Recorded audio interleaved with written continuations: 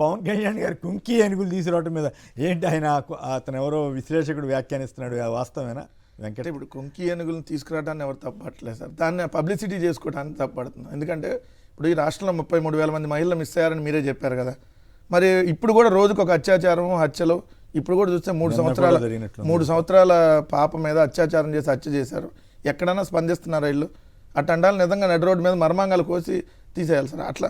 అలాంటి పరిస్థితి ఈరోజు ఉందా? ఈయనే పవన్ కళ్యాణ్ అన్నాడు కదా, అలాంటి వాళ్ళు నేను చేస్తే అమ్మాయి ఆడపిల్లల మీద ఎవరైనా కన్నెత్తి చూస్తే నేను వాళ్ళని శిక్షిస్తాను అక్కడే అని చెప్పి. మరి ఈరోజు ఆ పరిస్థితి ఉందా? అది లేకుండా ప్రతిదాన్ని పబ్లిసిటీ చేసుకోవటం.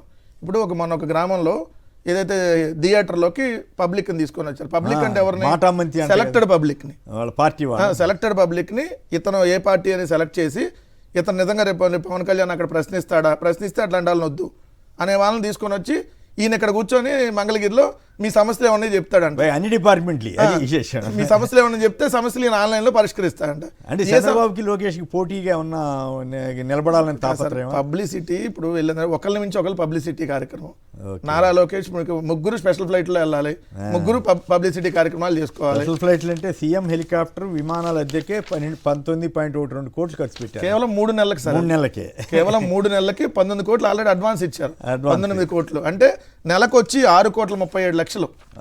ముగ్గురు. ఇప్పుడు ముగ్గురు ముఖ్యమంత్రులు ఆంధ్రప్రదేశ్లో. చంద్రబాబు నాయుడు గారు ముఖ్యమంత్రులు అంటే జగన్మోహన్ రెడ్డి గారు షాడో సీఎం, అసలు సీఎం పవన్ లోకేష్ అంటున్నారు. అసలు సీఎం లోకేష్, వాళ్ళ కింద ఇద్దరు చంద్రబాబు నాయుడు అని పవన్ కళ్యాణ్ గారు పనిచేస్తున్నట్టుగా ముగ్గురు.